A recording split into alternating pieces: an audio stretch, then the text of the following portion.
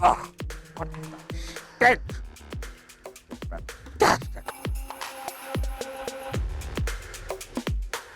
And it was so boring. Is that what I think it is? Mm-hmm. It's beautiful. I hate them.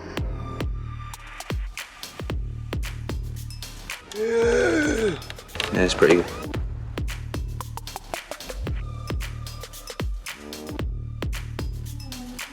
That was so awful.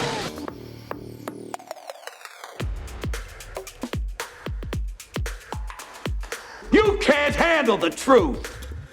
Hello, everyone, and welcome to episode 4 of See It, Stream It, Skip It, the Metro News affiliated movie podcast where we talk about if the movies playing in theaters are worth your time. I'm your host, Ethan Collins. You may know me as Producer Ethan if you listen to Talkline very heavily. I'm joined, as always, by my co-host, Celeste Ellis. Hello. And without further ado, Celeste, what do you say we just get into the first trailer? Let's go. All right, roll it.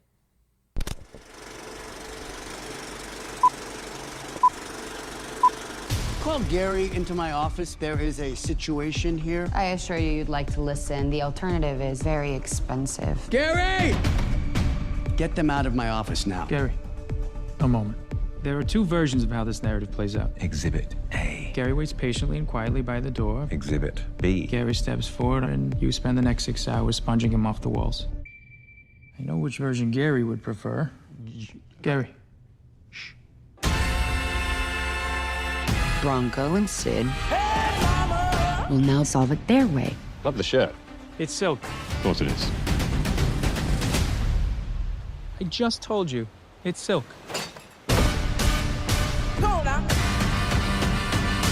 This is Salazar's island. The police are on payroll, and he has a reasonably experienced private army.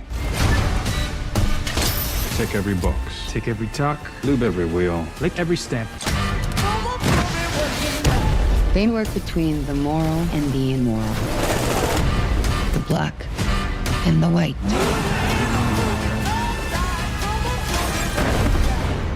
They operate in the gray. Show me what you got.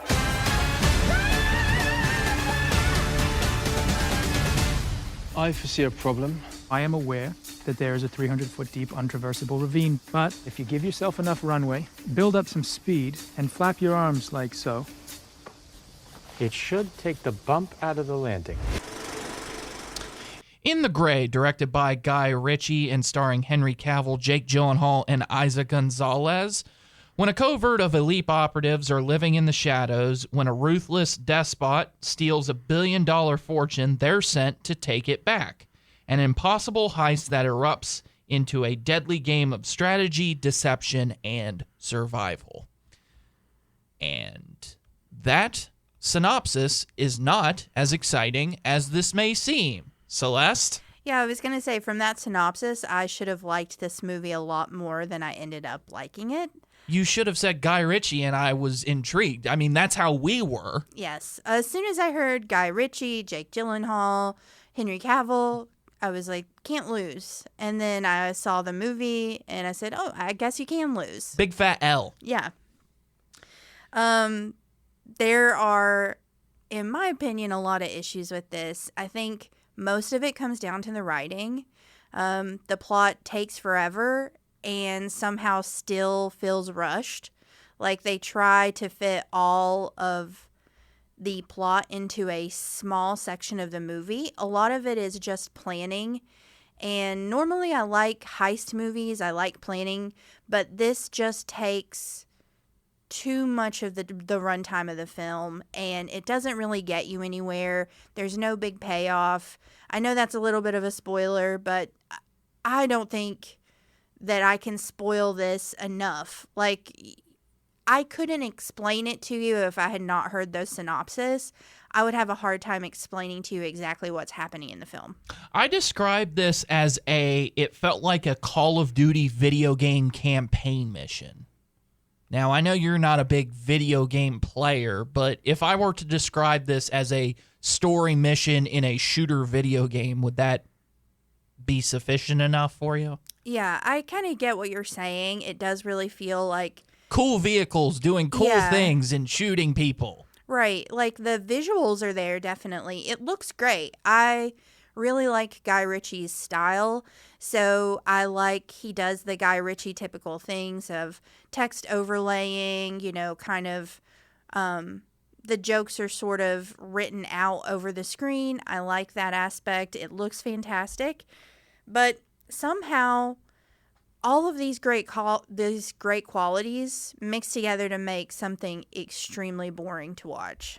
All right, so I'm going to throw a few questions out for you. I'll let you answer really quickly, and then if I have anything I need to add, I will add it as well. My biggest issue in this movie was the chemistry between Henry Cavill and Jake Gyllenhaal. You thought that would be a slam dunk home run. It turned out to be a strikeout in the dirt swinging. So these two actors have chemistry with everyone else that they act with. They just can't have any chemistry together. I don't know if there was I've said too much ego. I don't know if there was some sort of weird relationship on set, but it's like the humor just doesn't land. Like they're kind of phoning it in. It feels like it's a really wooden performance. And Henry Cavill, who is usually a star of Guy Ritchie projects, his sort of like deadpan humor really works with the Guy Ritchie style. They don't give him enough to do in this. They let Jake Gyllenhaal handle most of the speaking roles, and he does that poorly. His humor's not coming through, and he's using a really horrendous Boston question mark accent. I don't know what it's supposed to be. 'Cause it just goes in and out. Yeah, he's not convincing as sort of the sly, cool guy, sarcastic character that he's trying to play. And I love Jake Gyllenhaal. I've seen him be fantastic. I've seen him be funny in a lot of other projects. It's just he doesn't have it here. I don't know what happened, but this is a total miss with the casting. The one who has the most speaking lines in this movie is Isa Gonzalez. Now, I liked her in Ministry of Ungentlemanly Warfare. I really liked her in Baby Driver, which was the first thing I ever saw her in. This was a not so likable role, and it just didn't fit her. I don't think she fits the character. I think she seems too young to play the character that's supposed to have as much power as she has. And it doesn't feel like she's acting. It really seems like she's reading memorized lines throughout the whole thing. Like, if you told me that she was reading off of cue cards for 80% of this movie, I would really believe it. Like you say, doesn't really have a lot of payoff. And the thing that bothered me the most, and the reason why I put that last joke into the trailer that we played, you talked about the Boston accent. I had a huge problem with the Boston accent because it was there sometimes, and then other times it was just completely Jake Gyllenhaal being Jake Gyllenhaal. This movie felt honestly rushed, like they had a budget and a deadline, and they only had like a month to complete this movie, it felt like. Wouldn't you agree? Oh, yeah. It does feel like they sort of didn't know where they were going, that maybe they had the set out already and just thought, what can we do with this? That's how it feels. It doesn't feel like it's a cohesive storyline. Really disjointed, not a lot of payoff, too slow to start, and then also too rushed once it gets going. So the worst of both worlds, I think. Final verdict here: see this, stream this, or skip this. This is a skip it from me. Skip it entirely. Skip it entirely. Watch The Gentleman. Watch Ministry of Ungentlemanly Warfare. Watch The Man from U.N.C.L.E. These are all superior Guy Ritchie projects. I tend to agree. I think I'm going to say skip it as well. Don't even watch it at home. Don't even illegally stream this if that's your thing. But yeah, this movie just isn't worth your time. All right, we're going to wrap things up on In the Gray and then come back with boosters right after this break.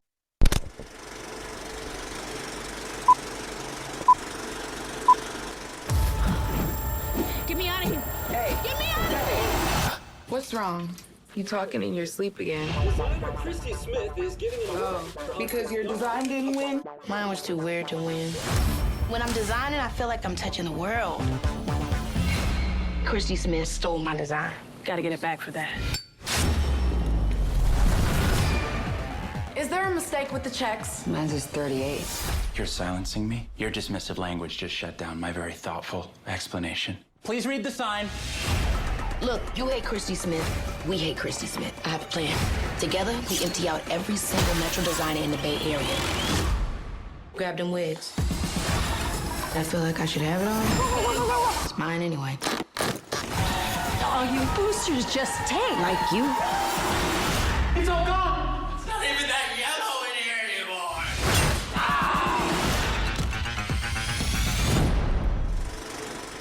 I Love Boosters, directed by Boots Riley and starring Keke Palmer, Naomi Ackie, Taylor Page, and Demi Moore.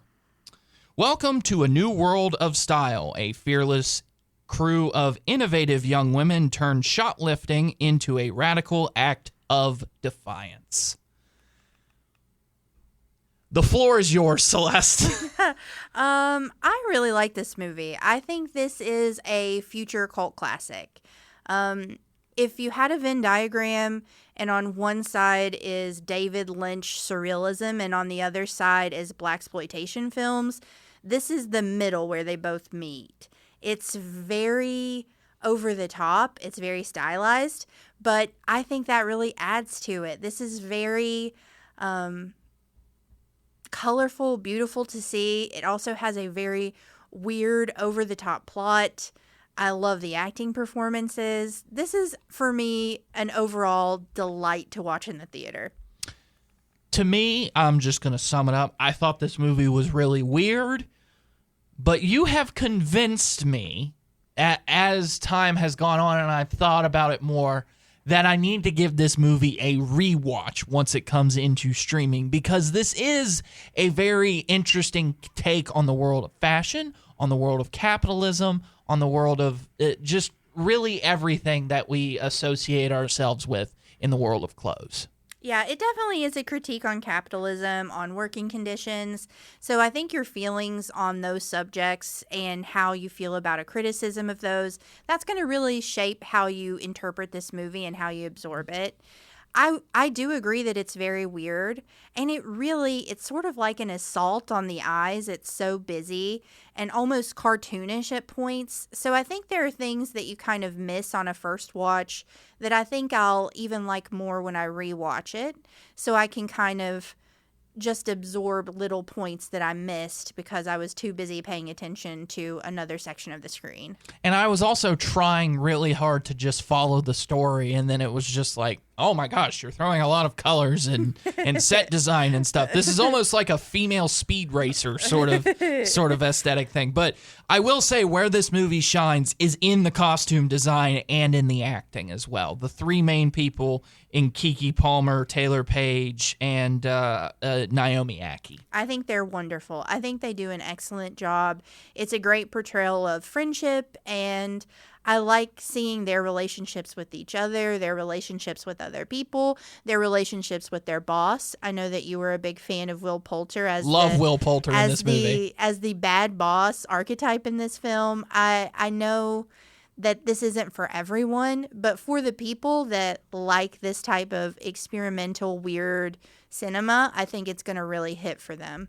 Shouldn't just say that Will Poulter is the bad guy boss. He's the bad guy middleman manager is what he is. He's the bad guy middle manager. The for sure. villain in this movie is played by Demi Moore, who's really never taken on a true, I guess you could say, villainous role, and I think she plays it to perfection. She's really good. She's doing a lot of like physical acting with this, the way she moves her hands, the way she moves her face. She's really getting, I don't know who she is doing a parody of, if she's basing the character on actual real life people, but she's doing a lot to really get into this character, and I think she does a really good job. You can definitely tell that she's taking inspiration from some fashion icons, but at the same time, she's really making it her own. Right. I think it is a really good performance on her end, but I do think that the core trio, that they are what give this movie so much heart. This is, if you like Boots Riley's other films, like I'm Sorry to Bother You, I think you'll like this one also. It's very much in his style. You have to have a certain threshold for weirdness, but I think if you can get past that this is a really entertaining experimental film. You talked about Boots Riley's other films, and I'm Sorry to Bother You. The star of that film, which is Lakeith Stanfield, also is in this movie, but plays a very minor role in this as well. I like that he keeps using Lakeith Stanfield, because I like when actors when directors recycle their actors. Guy Ritchie does the same thing, oddly enough, with Henry Cavill. I feel like Henry Cavill is to Guy Ritchie as Lakeith Stanfield is to Boots Riley. Christopher Nolan with Cillian Murphy. Yeah, people have their favorites that they keep reusing. Spielberg's, I think, the only big-time director that's never really recycled actors and actresses. I think Richard Dreyfuss is in a couple, but I could be wrong. Yes, but at the same time, like, no matter where it is, because there's only like 2 Christopher Nolan movies that Cillian Murphy's not in. Fair enough. But back to I Love Boosters. I really like this direction. I really like that it's very different. If you're looking for something completely outside of the box, this is very outside of any box. It doesn't follow any plot structure. There are random characters who don't make sense for the plot, but somehow it all kind of works for me. If you can get past the weird factor, I think this is an enjoyable watch. 3 minutes left here. I wanted to pose this question to you. The ending of this movie is it has a good resolution, but it's kind of open-minded. Could this movie be greenlit for a sequel? Do you think it could work? I don't think that he'll make a sequel to this movie. I think he'll probably make a movie in the same vein. Like a same universe movie? Maybe a same universe movie, like a same sort of dystopian society.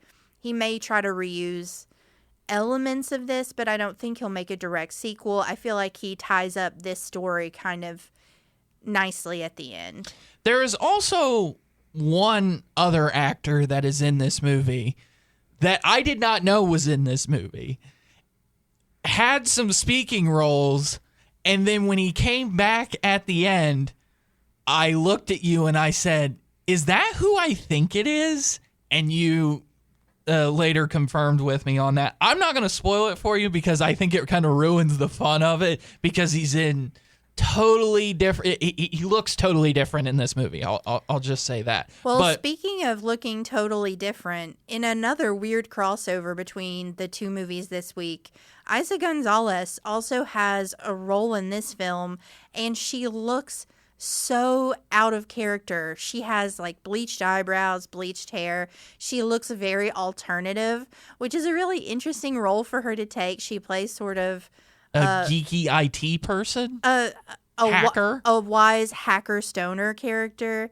But she's really, I find her much more interesting in this movie than I did in The Gray. I think this sort of fits in her wheelhouse a little more, and maybe I just liked this character more, but I thought she did a much better job with this one. 1 minute left here. I want to give Keke Palmer her flowers as well. Keke Palmer does a fantastic job. I think she's great in everything. I think she's so captivating to watch. One of Them Days was one of my favorite movies of last year. I think she returns another great performance. She has such good comedic timing, but she also is good at handling drama and darker moments. In this film, her character is a lot more introspective and a little bit sadder than we usually see her play, and I think she does it really well. 20 seconds here. Celeste, see this, stream this, or skip this? This is a see it for me. It's a see it in theaters and then watch it at home later to pick up on all the stuff that you missed.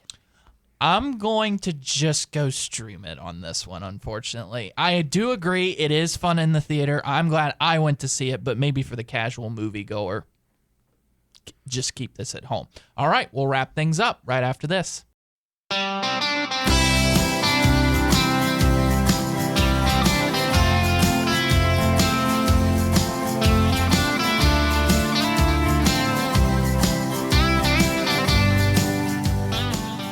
wrapping things up here on episode 4 of See It, Stream It, Skip It. And once again, most of the movies that we have reviewed, at least some of them are still playing in theaters. I know Obsession, we talked about last episode, and it is absolutely killing it at the box office. Yeah, it's only gone up since we talked about it. So be sure to check out our previous episodes of that, talking about Obsession and Mandalorian and Grogu, which is a good movie as well.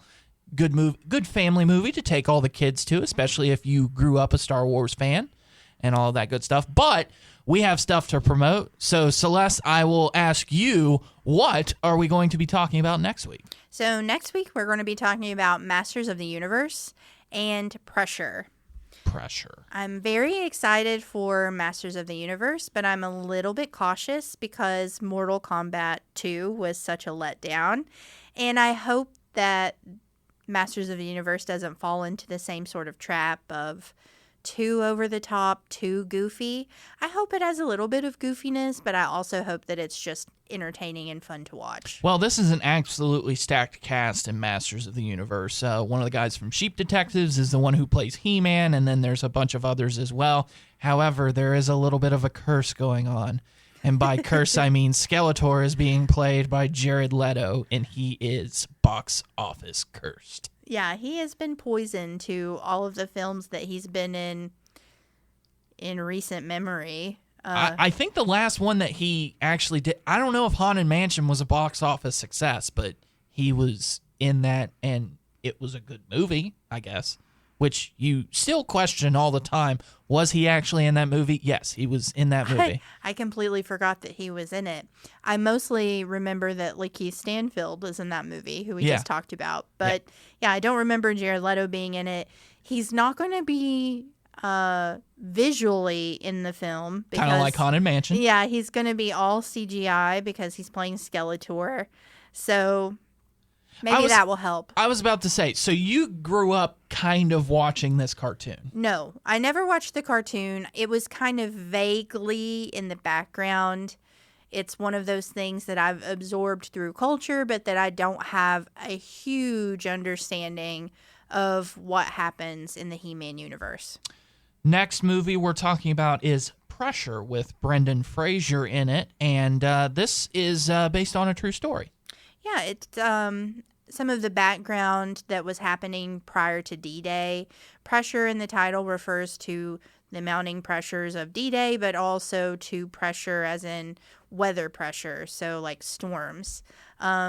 It's a weather movie, but interesting, hopefully. Yeah. Weather and political movie, I guess you could call it. Yes, weather and war. The two W's. Weather and war. About World War II, weather and war. Yeah. Anyway, also, we're going to be getting our first bonus episode out there that is for streaming only.